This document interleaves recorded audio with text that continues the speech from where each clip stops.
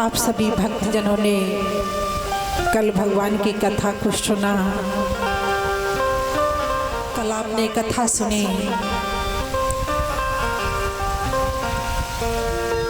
कि माता कुंती ने भगवान कृष्ण से दुख मांगा, दुख के सिवाय कुछ नहीं मांगा।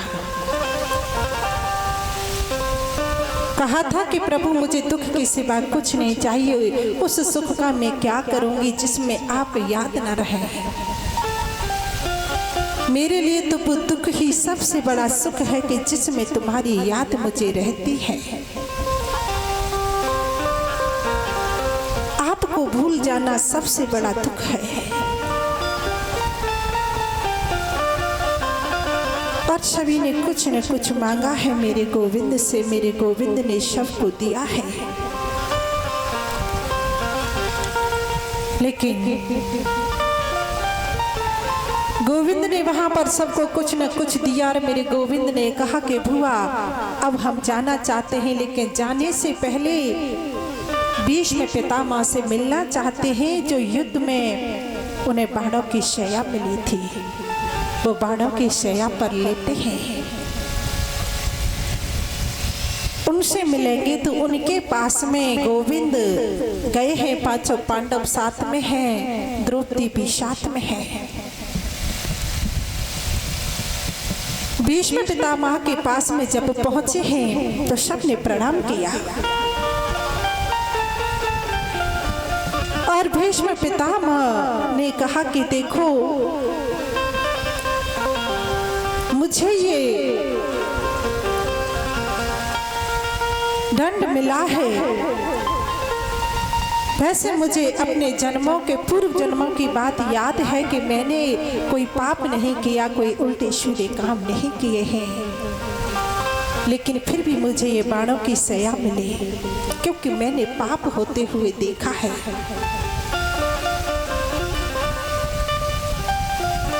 लेकिन मैं तुमसे कहता हूं पुत्रों कि अपने जीवन में कभी कुछ गलत मत करना, किसी के साथ कुछ गलत होते हुए मत देखना। किसी के साथ कुछ गलत हो रहा है तो तुम्हें सामर्थ्य है लड़ने की, तो उस बुराई का सामना करो, डट करके मुकाबला करो। अगर हिम्मत नहीं है तो वहां से आंख बंद करके निकल जाओ, खड़े मत होना, क्योंकि देखने वाला जो होता है वो पाप का अधिकारी होता है, वो उतना ही पाप का अधिकारी होता है। कभी ऐसा पाप मत करना, उन्हें समझा रही थी। उनके पास में खड़ी माता द्रौपदी हंस गई। तो पितामह ने कहा कि मैं इतनी अच्छी बातें बता रहा हूँ, सिखा रहा हूँ और तुम हंस रही हो। द्रौपदी ने कहा कि पितामह क्षमा करना, मुझे हंसी आ गई, ऐसी दुष्टता में दोबारा नहीं करूंगी। लेकिन भीष्म पितामह ने कहा कि पुत्री, जो कुलमंती नारियां होती हैं ना, बिना कारण के नहीं हंसती हैं, उनकी हंसी में कोई न कोई कारण छुपा होता है। इसलिए तुम मुझे बताओ क्यों हंसी आई तुम्हें। तो द्रौपदी ने कहा कि पितामह, जब दुष्ट दुशासन मुझे निर्वस्त्र कर रहा था, मेरी साड़ी को खींच रहा था, वो दुष्ट तब तुम कहाँ गए थे। मुझे याद है कि उस सभा में तुम सबसे आगे बैठे थे,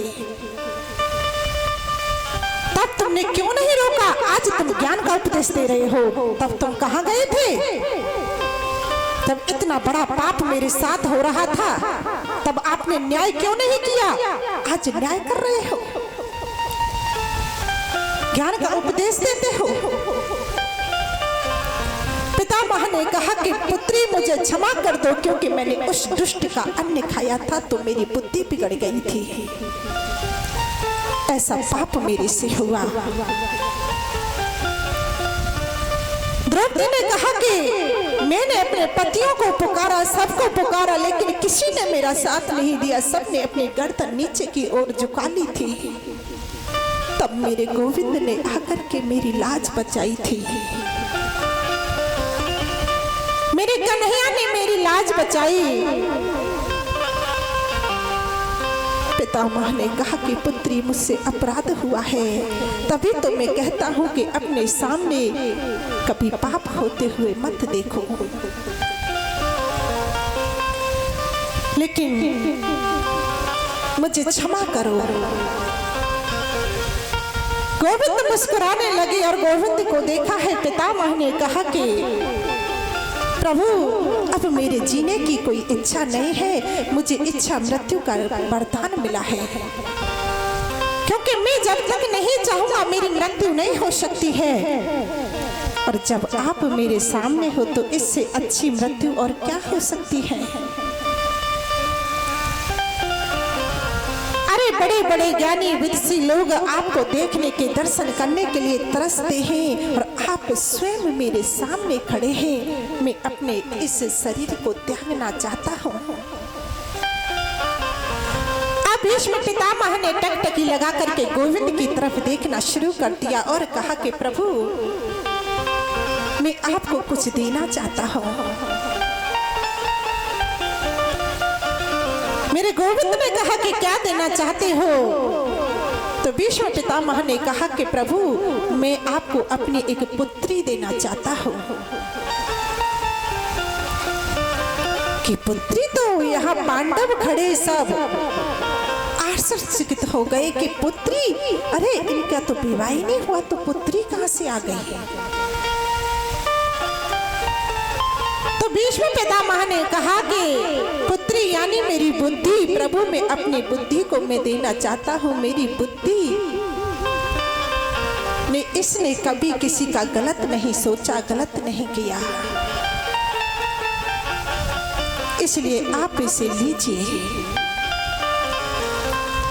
और प्रभु की तरफ देखना शुरू कर दिया। देखते देखते अपने 5 भौतिक शरीर को त्याग दिया। जैसे ही त्यागा है कि वहां पर खड़े पांडव सब ने देखा कि पितामह हमें छोड़ के चले गए, सबने रोना शुरू कर दिया, सब रोते हैं। मेरे गोविंद ने कहा कि रोते क्यों हो। अरे ऐसे महापुरुष के लिए रोना क्यों, मेरे नाम का कीर्तन करो, मेरे नाम को गाओ, क्यों रोते हो। प्रभु ने उन्हें उपदेश दिया। गोविंद मेरो है, गोपाल मेरो है, गोविंद मेरो है, गोपाल मेरो है, गोविंद मेरो है, गोपाल मेरो है, गोविंद मेरो है, गोपाल मेरो है, श्री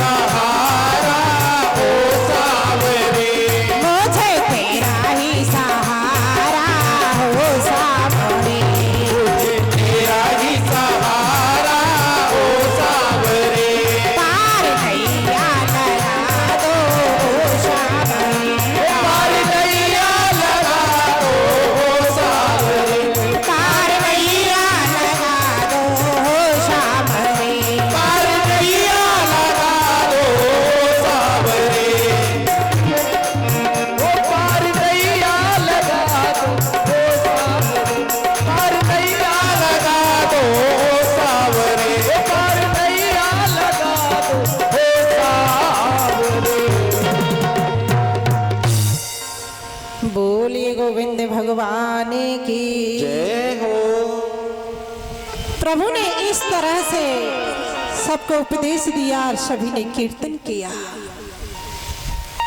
और फिर प्रभु वहां से द्वारका के लिए वापस हो गए। अब जिस पुत्र को उन्होंने गर्भ में जाकर के बचाया था, आज उस पुत्र ने हस्तिनापुर में जन्म ले लिया है और जन्म लेते ही पालती मार करके बैठ गया। पालती मार करके बैठ गया है और चारों तरफ देखना शुरू कर दिया है। ये कैसा बालक है जो जन्म लेते ही पालती मार करके बैठ गया और चारों तरफ देख रहा है, किसको ढूंढता है? लाखों नर नारी देख रहे हैं इस बालक को, लेकिन सूत जी कहते हैं कि वो देख रहे हैं कि जिसने मुझे गर्भ में जाकर के दर्शन दिए वो इस भीड़ में कहाँ छुपा है, मुझे उसे देखना है। दुनिया में एक ऐसा ही बालक था जो जिसने जन्म लिया पीछे प्रभु के दर्शन गर्भ में पहले ही कर लिए थे।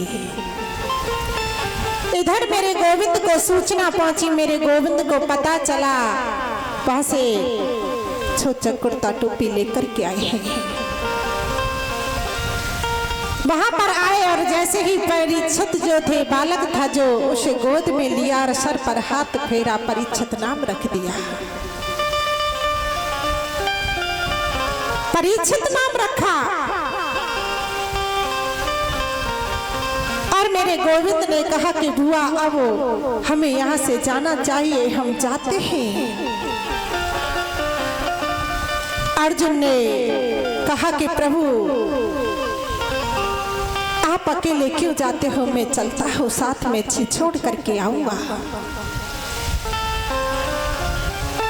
अब वहां से गोविंद के साथ में आए तो गोविंद ने अपनी लीला संपन्न की। सब कुछ करने के बाद में वो गोलोक धाम को चले गई। तो वहां से लौट करके जब आए हैं तो बताया कि माता कुंती को के कन्हैया हम सबको छोड़ करके चले गए। तो कुंती ने जैसे ही सुना कि मेरा गोविंद चला गया तो मैं इस दुनिया में कैसे रह सकती हूँ। जैसे दशरथ जी ने अपने 5 भक्त शरीर का त्याग किया राम राम कहते, ऐसे ही माता कुंती ने कृष्ण कृष्ण कहते अपने शरीर को त्याग दिया। परीक्षित कुछ समझदार हो गए थे, सभी पांडव वहां से चल दिए। परीक्षित को राजगद्दी पर बिठाया और उन्हें उपदेश दिए कि कपि पुत्र किसी के साथ में कुछ गलत मत करना, पाप होते हुए मत देखना। कोई कितना भी बड़ा शस्त्र हो वो अगर आपके चरणों में आ जाए तो उसे माफ कर देना। इस तरह से उपदेश दिया और वहां से वो चले गए। और जाने के बाद में वन में भजन करने के लिए गए तो उनका भी पतन हो गया। इधर परीक्षित का विवाह हो गया, समझदार हो गए, राजगद्दी संभाल रहे हैं। कुछ समय बीतने के बाद में उन्होंने अपने एक पुत्र को जन्म दिया।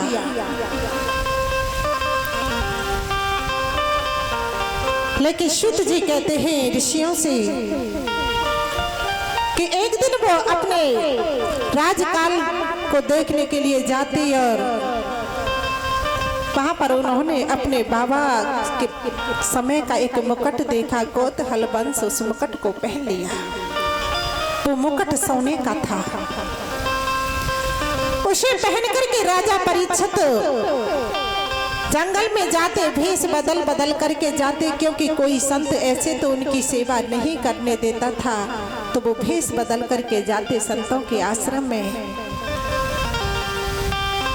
तो वहां पर सेवा करके आते थे। लेकिन जब राजा परीक्षित ने वो सोने का मुकुट पहना और वहां से चलने लगे तो उन्होंने रास्ते में एक चीज देखी है। सूत जी कहते हैं कि जैसे ही परीक्षित वहां से गए तो उन्होंने देखा कि एक बैल खड़ा है और एक गाय है। उस बैल को देख करके गाय रोती है। गाय रोने लगी क्योंकि बैल के 3 पैर कट चुके थे। राजा परीक्षित छुप के देख रहे थे, उनकी बातें सुन रहे थे। ये बैल कौन है? ये धर्म है। ये गाय कौन है? ये माता पृथ्वी है। और वो गाय ने कहा कि हे धर्मराज, आप क्यों रोते? आप कैसे रहते हैं? ये तुम्हारे 3 पैर किसने काटे हैं? उन्होंने कहा कि किसका नाम लूं मैं, क्या कहूं मैं? दान दया पवित्रता इन तीनों को हटा दिया। लेकिन बैल ने कहा कि तुम क्यों रो रही हो? मेरे पैरों को कटा हुआ देख करके रोती हो? अरे तुम क्यों रोती हो? तुम तो बड़ी धन्य हो कि गोविंद ने तुम्हारे ऊपर बहुत लीलाएं की हैं। ये सब बातें सुन रहे थे तो राजा परीक्षित जब बाहर आए निकल करके और बैल राजधर्म से पूछने लगे कि ये तुम्हारे 3 पैर किसने काटे हैं, मुझे बताइए। उन्होंने कहा कि हम किसका नाम लें, किसके बारे में कहें, क्या कहें?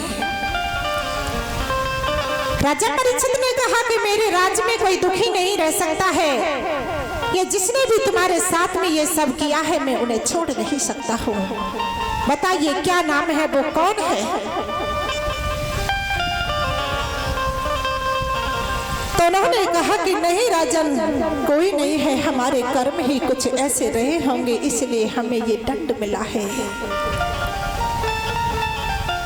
लेकिन परीक्षित ने कहा कि अब की बार यदि कोई आता है तो मुझे अवश्य बताना, मैं उसे दंड दूंगा। जैसे ही राजा परीक्षित वहां से चलने के लिए हुए कि वहां पर एक विकराल रूप रख करके लंबा तंगड़ा एक आदमी आता है और परीक्षित ने देखा कि वो जो बैल का एक पैर जो बचा है उसे भी वो काटना चाहता है। उस पैर को भी काटने के लिए उतारू हो चुका है। राजा परीक्षित ने आकर के उसे पकड़ा, देखा कौन हो तुम, कहां से आए हो, और ये बैल के तुमने 3 पैर काट दिए, चौथा पैर क्यों काटना चाहते हो? तो उसने कहा कि मैं कली हूं और कली नहीं चाहता कि धर्म इस कलयुग में हो, धर्म कहीं भी बचे। तो उन्होंने कहा कली ने कि मुझे माफ कर दीजिए राजा परीक्षित, मुझसे गलती हो गई। तो राजा परीक्षित ने माफ कर दिया, क्योंकि उन्हें आदेश मिला था कि कोई चरणों में आकर के गिरे तो उसे माफ कर देना। अब वहां से राजा परीक्षित ने कहा कि तुम यहाँ से चले जाओ, बस इतना ही है, नहीं तो तुम्हें मैं बहुत दंड दूंगा। कली ने कहा कि मैं कहाँ जाऊं, कहाँ रहूं, बताओ। तो राजा परीक्षित ने कहा कि तुम जाओ, जुआ में कली का वास है, जो खुद कीड़ा करते हैं उनके घरों में कपट के रूप में कली का वास होता है। जुआ बिना कपट के नहीं होता है। अगर कोई सत्य के साथ में जुआ जीतना चाहे तो वो नहीं जीत सकता है। जो मदिरा पान करेंगे वहां पर तुम्हारा वास होगा। जाओ, यहाँ से चले जाओ। जो किसी के साथ में कुछ गलत करता है वहां भी कली का वास होता है। लेकिन कली ने कहा कि महाराज ये सब चीजें तो बेकार है, मैं इन्हें सही नहीं समझता हूँ, कोई ऐसा स्थान बता दीजिए जो अच्छा हो। तो कली के मुख से राजा परीक्षित के मुख से निकल गया कली के लिए कि जाओ, सुमरण में भी तुम्हारा वास होगा। सुमरण मतलब सोना, सोने में कलियुग का वास है। अब कलयुग ने देखा कि राजा का मुकुट भी तो सोने का है और जब तक राजा पे असर नहीं हुआ तो फायदा ही क्या है। तो उसने सूक्ष्म रूप लिया, राजा के मुकुट में होकर के मस्तक में प्रवेश कर गया। राजा परीक्षित वहां से गए और श्रृंगी ऋषि के आश्रम पर वहां पहुंच गए, क्योंकि हर बार जाते थे तो वहां सेवा करके आते थे। उस दिन वो ऋषि समाधि में बैठे थे और उनसे जाकर के कहा कि ओ बाबा ढोंगी हो क्या, ऐसे बैठे हो, तुम्हें पता नहीं कि राजा आए हैं, उनके लिए जल पान की व्यवस्था करो। छोटे छोटे शिष्य थे वहां पर, उन्होंने कहा कि आप इनसे कुछ मत कहिए क्योंकि ये समाधि में बैठे हैं। राजा परीक्षित ने देखा कि ये बोल नहीं रहे हैं मेरे से, तो उन्होंने देखा इधर उधर तो एक मरा हुआ सर्प डला हुआ था, उसे उठाया और उस ऋषि के गले में डाल दिया।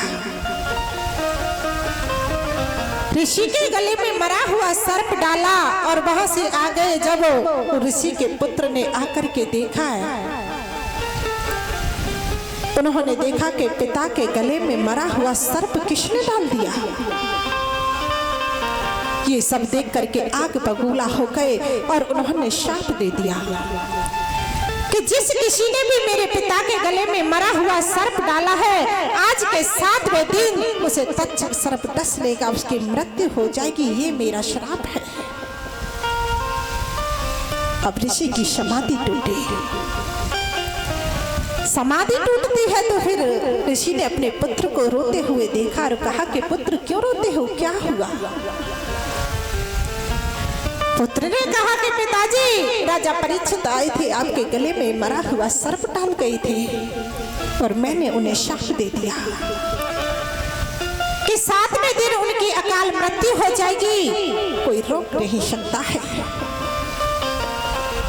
ऋषि ने कहा कि पुत्र ये तुमने क्या कर दिया।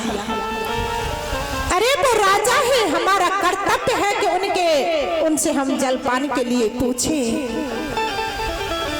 ये तुमने क्या कर दिया पुत्र। और ऋषि ने अपने छोटे छोटे शिष्यों को बुलाया और कहा कि जाओ राजा परीक्षित के यहाँ जाकर के कहो कि 7 दिन में तुम्हारी अकाल मृत्यु हो जाएगी, यदि कोई साधन ढूंढ सकते हो तो ढूंढ लो, नहीं तो 7 दिन में तुम मर जाओगे। अब तो छोटे छोटे ऋषि वहां पर पहुंचे हैं और जैसे ही वहां परीक्षित ने पहुंच करके अपने मुकुट को रखा तो उन्हें होश आया है। उन्होंने देखा, सोचा कि मैंने क्या कर डाला, अरे मैंने एक ऋषि का अपमान किया है, ये मैंने दुष्टता कर दी, लेकिन कल जाकर के उनसे माफी में अवश्य मांगूंगा। इतनी देर में वहां पर छोटे छोटे शिष्य पहुंच जाते हैं। शिष्यों ने कहा कि राजा परीक्षित, आपको 7 दिन में मरने का शाप मिला है, आप यदि मुक्ति का साधन ढूंढ सकते हो तो ढूंढ लो, नहीं तो 7वें दिन आपकी अकाल मृत्यु हो जाएगी। तो राजा परीक्षित ने कहा कि अरे ये क्या कर दिया, अरे इस शरीर को मैं 7 दिन तो क्या 7 मिनट तो क्या, मैं 7 सेकंड भी नहीं रखना चाहता हूँ, क्योंकि मैंने एक ऋषि का अपमान किया है, एक संत का अपराध किया है। लेकिन जो भी हुआ अच्छे के लिए होता है। वहां से वो ऋषि लौट जाते हैं। इधर राजा परीक्षित ने अपने पूरे नगर में ढोल पिटवा दिया और अपने जन्मेजय जो पुत्र है उनका जन्मेजय को उन्होंने राजगद्दी पर बैठा दिया है, उन्हें सब कुछ सौंप दिया। जब समाज में किसी अच्छे व्यक्ति को दंड मिलता है तो दुख तो सबको होता है, तकलीफ होती है। सब यही सोचते हैं कि वो तो बहुत अच्छे थे, उनके साथ ऐसा क्यों हुआ। सबने सुना है राजा परीक्षित के लिए सबको दुख हुआ है, राजा परीक्षित ने सब कुछ त्याग दिया, एक कमंडल हाथ में लिया है, जंगल की तरफ चल दिए और जंगल में एकांत जगह पर जाकर के बैठ गए। बैठ करके वहां पर सबको पता चला तो ऋषियों की लाइन लग चुकी है, सभी ऋषि पहुंच रहे हैं वहां पर। धीरे धीरे सभी ऋषि जा रहे हैं, जो सुन रहे हैं वही पहुंच रहे हैं। अब तो वहां लाखों संतों की भीड़ लग चुकी है। राजा परीक्षित के यहाँ पर लाखों लोग पहुंच चुके हैं। सबको प्रणाम किया है। राजा परीक्षित ने कहा कि मुझे सिर्फ ये बता दीजिए कि मुझे गोविंद कैसे मिलेगा, 7 दिन में मुझे मुक्ति कैसे मिलेगी, मेरे पास ज्यादा समय नहीं है, मुझे ऐसा कोई साधन बताओ। इतने बड़े बड़े संत जन वहां पर विराजमान हैं, कोई भी निर्णय नहीं ले पाया, कोई कुछ नहीं कर पाया, सब शांत बैठे हैं, कुछ नहीं कर सकते हैं। इधर सुखदेव जी समाधि में थे, उनकी समाधि टूट जाती है। सुखदेव जी की जब समाधि टूटी तो सुखदेव जी का मन हुआ है कि चलो आज राजा परीक्षित से मिलते हैं। अब राजा परीक्षित के पास निकल चुके हैं सुखदेव जी, जा रहे हैं और वहां पर राजा परीक्षित बैठे हुए थे, लाखों संत हैं वहां पर। सुखदेव जी पहुंच गए। प्यासा कुआं के पास नहीं गया, कुआं स्वयं प्यासे के पास आया है। सुखदेव जी राजा परीक्षित के पास में पहुंच चुके हैं। अब संतों ने जैसे ही सुखदेव जी को देखा और कहा कि लो मुक्ति का साधन मिल चुका, स्वयं सुखदेव जी आ चुके हैं। इधर राजा परीक्षित खड़े हो जाते हैं और उन्हें प्रणाम करने लगे कि मेरे बड़े भाग्य हैं जो आप स्वयं मेरे पास आ चुके हैं। मुझसे कुछ गलती हुई हो तो मुझे माफ करना सभी संतजन, लेकिन मुझे ये बताइए सुखदेव जी कि 7 दिन में इस जल्दी मरने वाले को क्या करना चाहिए, मुझे क्या करना चाहिए ये मुझे बताइए। आप तो इतने ज्ञानी हो, विदुषी हो।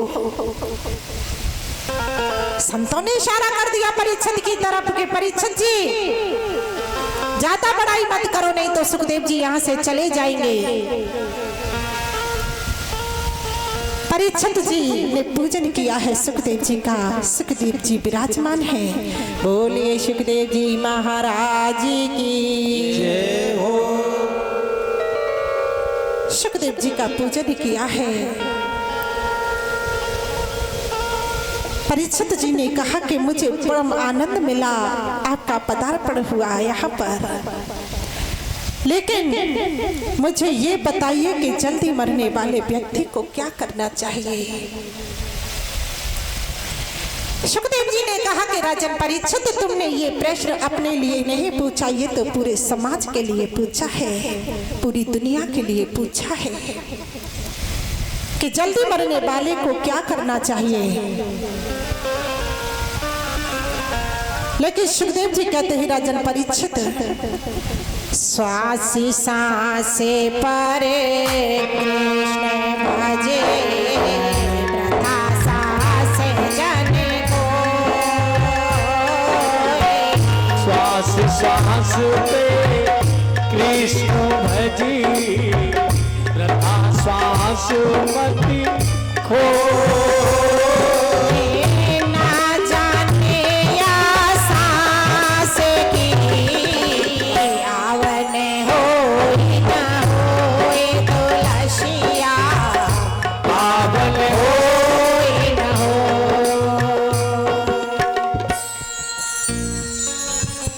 जो सांस निकल गया वो लौट करके नहीं आ सकता है, इसलिए प्रत्येक परिस्थिति में गोविंद को याद करो। तो गोस्वामी तुलसीदास जी ने लिखा है,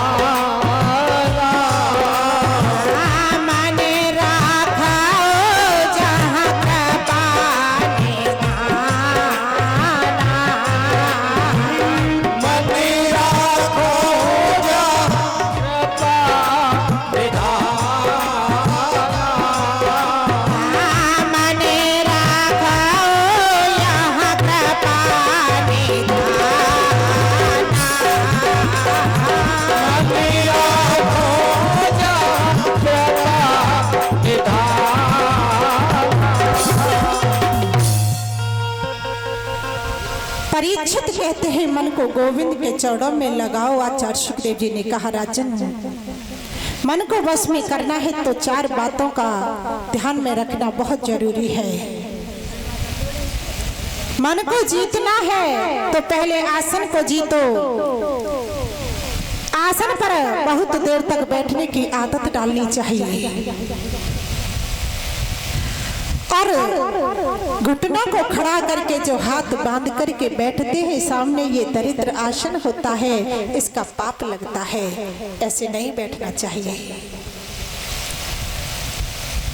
लेकिन सुखदेव जी कहते हैं राजन परीक्षित ने कहा कि गुरुवर, तो भगवान जल्दी किसको मिलते हैं मुझे ये बताइए कि जो जल्दी स्नान करते हैं उन्हें भगवान मिलते हैं, किसको मिलते हैं? परीक्षित ने कहा मुझे बताइए। तो सुखदेव जी ने कहा कि राजन परीक्षित, ये पूरा विश्व प्रपंच परमात्मा का रूप है, ये सोच करके चिंतन करें। राजर्षि परीक्षित से कहा कि चिंतन को बढ़ाओ और चिंता को मिटाओ। ये चिंता संसार की होती है, चिंतन परमात्मा का होता है। चिंतन परमात्मा का करो। राजा ने कहा कि भगवान सारी सृष्टि को परमात्मा कैसे बनाते हैं, जो उपदेश सबसे पहले नारायण ने ब्रह्मा को किया, मुझे बताइए। आचार्य सुखदेव जी ने कहा कि राजन सारी सृष्टि में पहले कहीं कुछ नहीं था। स्थावर जंगम अंडज उद्भिज श्वेत जरायुज, बिल्कुल वहां पर कुछ नहीं था। एक बार पर ब्रह्म के मन में विचार आया कि मैं एक से अनेक हो जाऊं तो कैसा रहेगा।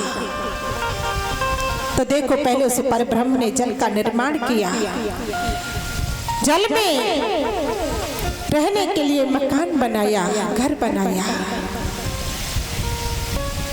उसका नाम पड़ गया, जो जल में रहता है उसका नाम पड़ गया नारायण। लेकिन सुखदेव जी कहते हैं राजन परीक्षित, फिर अपनी नाभि से ब्रह्मा जी को प्रकट किया है। अब ब्रह्मा जी प्रकट हुए तो ब्रह्मा जी को पता ही नहीं चला कि मैं कहां से आया। कभी ऊपर जाए, कभी नीचे जाए, फिर ऊपर जाए, फिर नीचे आए। उन्हें कुछ नहीं पता कि कहां से आए। तब आकाशवाणी हुई और आकाशवाणी से 2 शब्द सुनाई दिए, ता और पा, कि तब करो राजन, तब पता चलेगा। और तुम सृष्टि का विस्तार करो, सृजन करो, मेरा आदेश है, मेरा आशीर्वाद है। सुखदेव जी कहते हैं राजन परीक्षित, इसी प्रकार सारी सृष्टि को बनाया है प्रभु ने। लेकिन इसी प्रकार दुनिया में सबसे पहले नारायण थे, बनने के बाद भी नारायण है, और बिगड़ने के बाद जो बचता है वो भी नारायण है। संसार में जो भी चीज नहीं है फिर भी वो दिखाई देती है, और जो दिखाई देती है वो होती नहीं है। कहते हैं कि पृथ्वी, जल, तेज, वायु, आकाश, इन 5 तत्वों से दुनिया बनती है। तो गोस्वामी तुलसीदास ने लिखा है,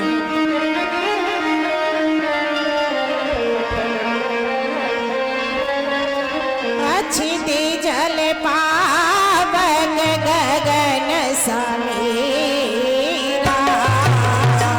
छिदे जल पावन गगन समीरा, छिदे जल पावन गगन समीरा, छिदे जल पावन गगन समीरा।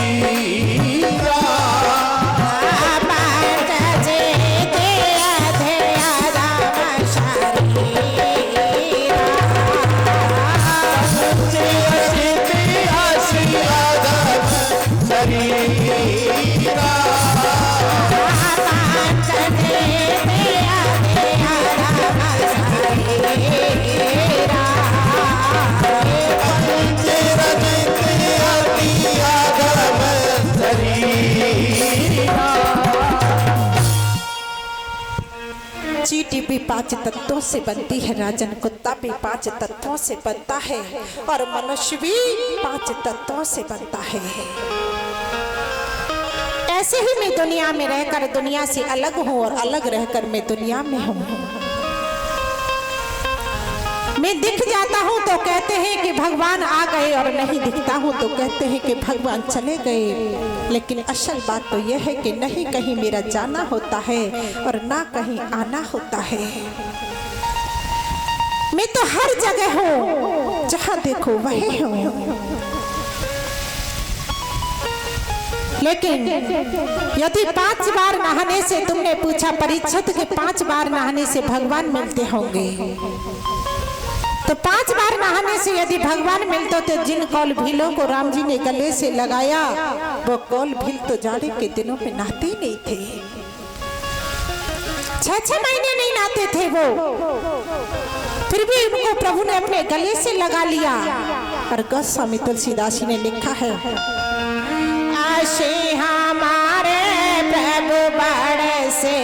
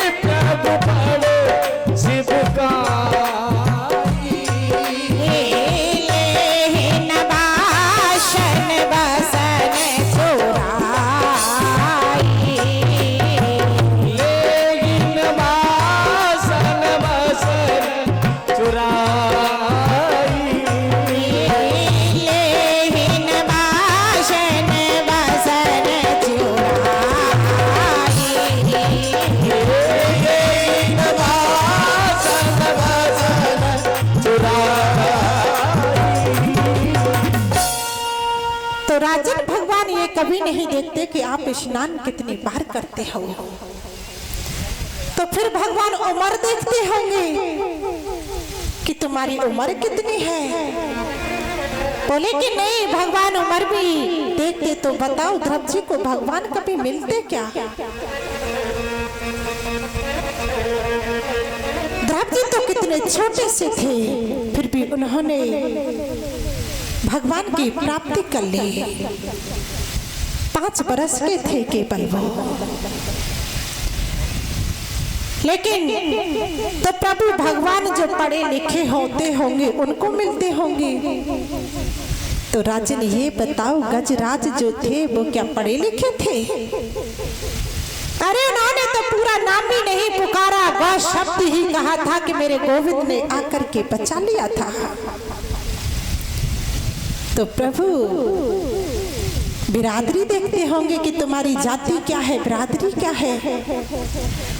उन्होंने कहा कि गोविंद किसी की कोई जाति बिरादरी नहीं देखते हैं। जिसका मन पवित्र है, जिसकी भावनाएं पवित्र हैं, गोविंद उसी पर रीझ जाते हैं। लेकिन राजन पांडवों के साथ जब कौरव अन्याय कर रहे थे तो लाक्षागृह में उनको जलाने का षड्यंत्र रचा जा रहा था। तब कौरवों के पिता धृतराष्ट्र के सामने विदुर जी आकर के बैठे और विदुर जी ने उन्हें समझाने की कोशिश की कि आप उन पांडवों के साथ में ऐसा क्यों करते हो। अरे तुम ज्यादा कुछ नहीं दे सकते हो तो उन्हें 5 गांव दे दीजिए, वो तो उन्हीं से प्रसन्न हो जाएंगे। लेकिन किसी ने वहां पर नहीं मानी और वहां से विदुर जी को मंत्री पद से हटा दिया और कहा कि जाओ यहाँ से, अब तुम यहाँ पर नहीं आओगे। मंत्री पद उनसे छीन लिया। लेकिन राजन इधर जब पांडवों के लिए द्वारकाधीश से मेरे गोविंद आ रहे थे उनके न्याय के लिए, तो विदुर जी जो थे, विदुरानी जी थी, उन्हें पता चला कि गोविंद आ रहे हैं। तो दोनों जाकर के उस भीड़ में पीछे खड़े हो गए। तो विदुरानी ने कहा कि इस भीड़ में इतनी भीड़ लगी है तो हम विदुर जी से कहती हैं कि हम उनके दर्शन कैसे करेंगे।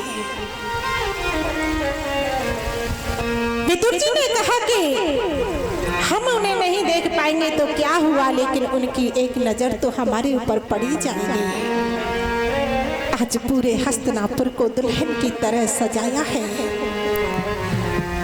और मेरे द्वारकाधीश रथ में विराजमान हैं और उस नगरी में प्रवेश कर रहे हैं। लाखों की भीड़ लगी है, विदुर विदुरानी सबसे पीछे खड़े हैं। जब विदुर जी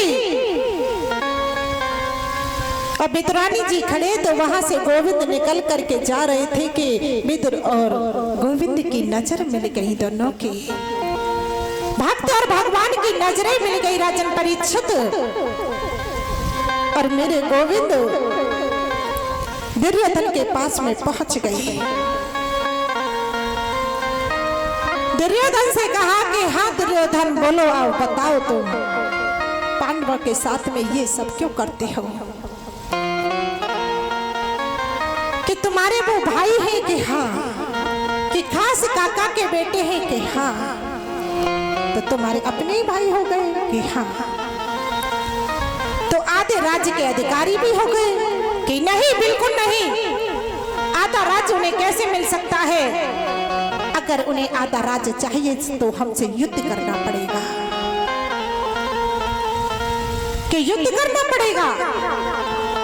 अरे दुर्योधन, तुमने युद्ध नानी जी से कहानी में सुना होगा। तुम जानते हो कि जब युद्ध होता है तो लाखों नारियां विधवा हो जाती हैं, लाखों बच्चे अनाथ हो जाते हैं। और तुम कहते हो कि युद्ध के बिना सुई की नोक के बराबर नहीं देंगे, उन्हें 5 गांव दे दो बस। दुर्योधन ने कहा कि ये सब बातें तो बाद में होती रहेंगी प्रभु, आप चलिए, पहले आप भोजन कर लीजिए। माता गांधारी ने अपने हाथों से स्वयं भोजन बनाए हैं। प्रभु ने कहा कि देखो राजन, मनुष्य को 2 परिस्थिति में भोजन करना चाहिए। या तो भोजन कराने वाले के मन में भाव हो और या फिर जोर से भूख लगी हो। तो दुर्योधन, तुम्हारे मन में भाव नहीं, हमारे पेट में भूख नहीं, इसलिए हम भोजन नहीं कर सकते। विदुर और विदुरानी इस भीड़ में खड़े हैं, बातें सुन रहे हैं। और मेरे गोविंद ने कहा कि वैसे भी आज तो हम विदुर के घर पे भोजन करेंगे। दुर्योधन ने कहा कि विदुर के घर? अरे विदुर के खुद खाने का ठिकाना नहीं, वो तुम्हें क्या खिलाएगा? और वैसे प्रभु आप मिले कब विदुर से?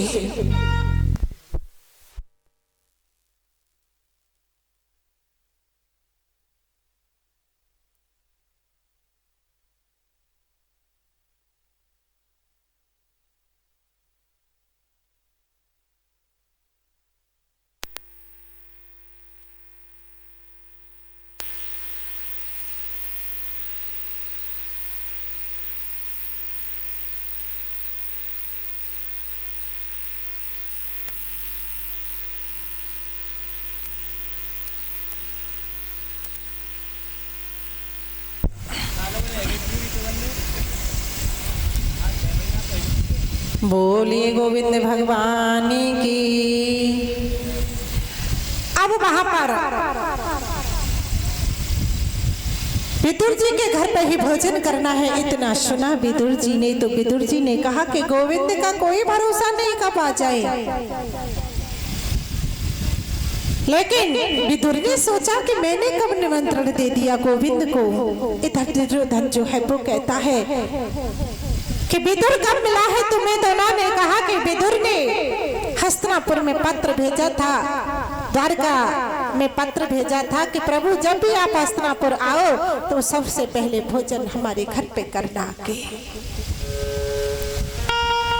अब तो विदुर जी सभा छोड़ के सीधे बाजार के लिए निकल लिए कि गोविंद घर आएगा, लाला घर आएगा तो कुछ तो व्यवस्था होनी चाहिए।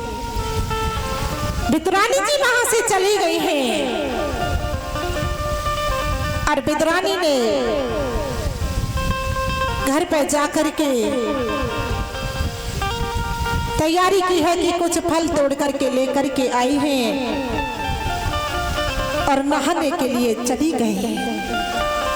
इधर मेरे गोविंद आते हैं, जैसे हम लोग मंदिर में जाते हैं तो जूते चप्पल बाहर उतार करके जाते हैं, ऐसे ही इसी प्रकार जब प्रभु आते हैं भक्त के घर पर तो अपने चरण पादुकाओं को बाहर उतार देते हैं। आज गोविंद आए और साकल को खटखटाते हैं, विदुरानी जी को आवाज लगाते हैं कि काकी दरवाजा खोल दो। विदुरानी ने जैसे आवाज सुनी है गोविंद की दौड़ती हुई आ गई, दौड़ती हुई आकर के दरवाजा खोला और गोविंद को लेकर के गई है और पूरे आंगन में घुमा दिया है, चारों तरफ पट्टा को लेकर के कि कहाँ बिठाऊं मेरे लाला को, मेरे गोविंद को।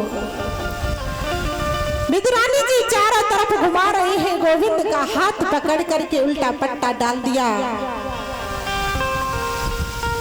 और गोविंद ने भी नहीं देखा कि उल्टा है कि सीधा है, क्योंकि मेरे प्रभु भाव देखते हैं। इधर विदुरानी जी ने केला लिया है हाथ में और गोविंद के मुख में केला देना शुरू कर दिया है। तो केला को छीला, केला फल को फेंकती जा रही है, छिलका खवाती जा रही है। कम से कम 30-35 छिलके खवा दिए गोविंद को। इधर विदुर जी आते हैं, विदुर जी ने आकर के देखा कि ये क्या करते हैं, ये तो केला के छिलके खा रहे हैं और आंगन में फल पड़े हैं।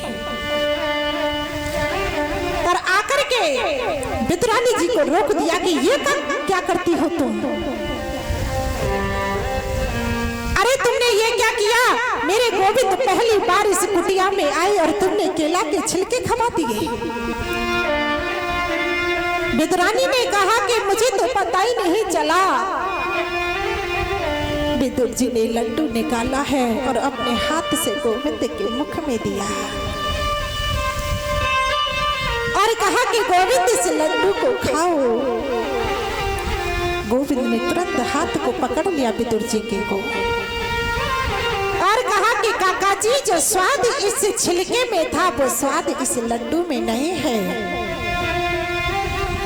तो प्रभु बस एक ही चीज कहते हैं, भावे का भूखा हूँ मैं और भाव ही एक इशारे है, और जो भाव से भजता मुझे वो भाव से बेड़ा पारी है।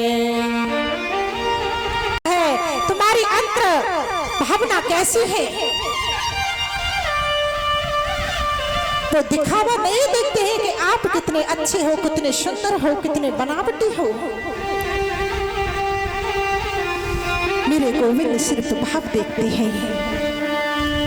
और वैसे भी इस कलयुग में तो भगवान को एक चीज दे भी देंगे, चढ़ा भी देंगे तो बदले में लाख चीज मांग लेते हैं कि प्रभु हमें ये दे देना, हमारी ये इच्छा पूरी कर देना। एक चीज के बदले में। तो मुझे यहाँ पर एक कथा याद आ गई है कि एक कलयुगी भक्त थे। कलयुगी भक्त थे तो वो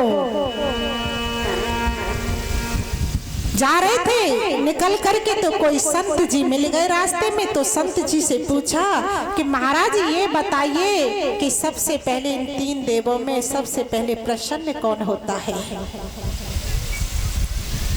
इन विष्णु महेश में से कौन होता है सबसे पहले प्रसन्न। अब उन्होंने कहा संत जी ने कि जो ब्रह्मा जी है ना वो सबसे पहले प्रसन्न हो जाते हैं, जल्दी प्रसन्न हो जाते हैं। कलयुगी भक्त था और तप करने बैठ गया। 3 3 महीने तप करना शुरू कर दिया। आपने देखा होगा कि ब्रह्मा जी के कहीं मंदिर नहीं होते हैं, पुष्कर में है बस एक मंदिर और कहीं नहीं है। अब ब्रह्मा जी का तप किया 3 महीने, ब्रह्मा जी प्रकट हो गए कि वरदान मांगो, क्या चाहिए पुत्र। कलयुगी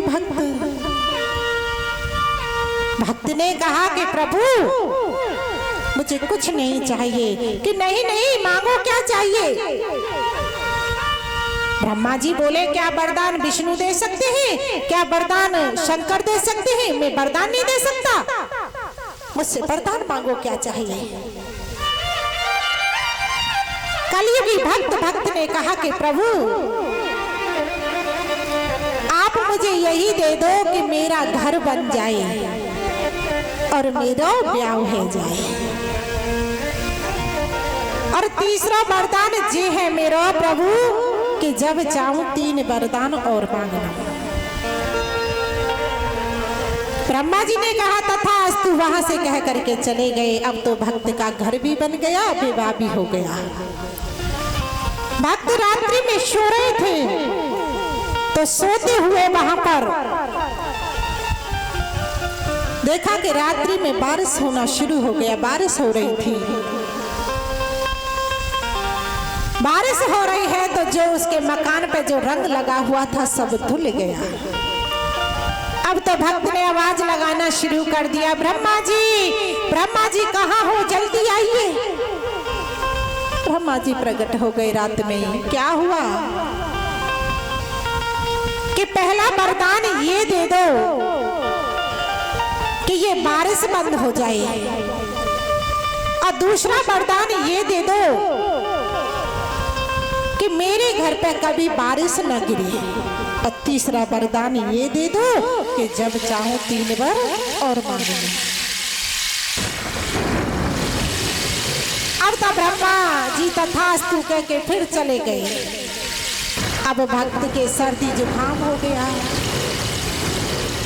सर्दी जुकाम हो गया। फिर कहा ब्रह्मा जी जल्दी आइए। ब्रह्मा जी आ गए। क्या हुआ। कहने लगे ब्रह्मा जी मुझे यही वरदान दे दो कि मेरे जुकाम सही हो जाए, खांसी सही हो जाए, और तीसरा वरदान ये दे दो कि मुझे शारीरिक कष्ट फिर कभी न हो। ब्रह्मा जी बड़े दुखी कि 3 महीने तप तो क्या किया, लेकिन मुझे तो अपना दास बना लिया, जब चाहो तब पुकारना शुरू कर देता है भक्त। अब तो दौड़े दौड़े ब्रह्मा रोते रोते विष्णु के पास में गए कि प्रभु आप ही कुछ कीजिए ना, इन कलयुगी भक्तों से मुझे बचाइए। तो विष्णु जी ने कहा कि ब्रह्मा जी ये कलयुगी भक्त हैं, पहले इन्हें ठोक पीट करके देखा करो कि कच्चे हैं कि पक्के हैं। इनका कोई भरोसा नहीं है, कब मुकर जाए बात से। ये एक चीज आपको चढ़ाएंगे, बदले में 1 लाख मांगेंगे। ब्रह्मा जी बोले अब आगे से ध्यान रखूंगा, लेकिन अब कुछ भी करो, कैसे भी इस भक्त से मेरा पीछा छुड़ाओ। अब प्रभु ने सरस्वती मैया को आदेश कर दिया कि जाओ उसके कंठ पे जाकर के बैठ जाओ। सरस्वती मैया जाकर के बैठ गई। अब उस भक्त ने फिर आवाज लगाई कि प्रभु ब्रह्मा जी जल्दी आइए। ब्रह्मा जी आ गए कि क्या है कि पहला वरदान ये दे दो कि मुझे भक्ति मिल जाए, प्रभु की खूब भक्ति करो। दूसरा वरदान ये दे दो कि इस संसार से मेरी मुक्ति हो जाए, और तीसरा वरदान ये दे दो कि मैंने जो भी कुछ किया हो उस सब से मुझे मुक्ति मिल जाए। ब्रह्मा जी ने कहा कि भक्ति लो या मुक्ति लो, कुछ भी लो, पर मेरा पीछा छोड़ो।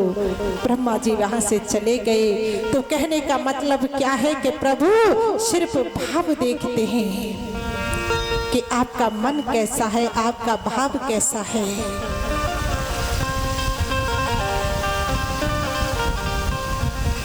सुखदेव जी कहते हैं राजन परीक्षित, मेरे गोविंद वहां से चले गए। जाने के बाद में परीक्षित यदि वो बिरादरी देखते होते तो विदुर के घर जाकर के केले के छिलके नहीं खाते।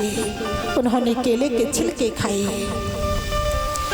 मेरे प्रभु ये नहीं देखते हैं। मेरे गोविंद के नेत्र सजल हो गए। उद्धव जी से बातें हुई हैं।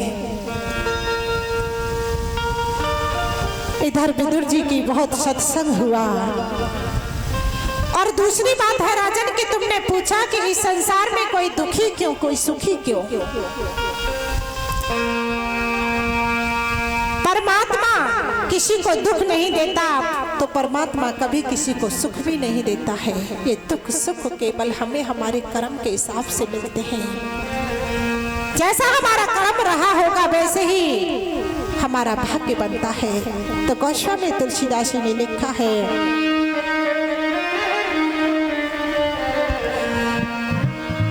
कौन का सुख दुख करे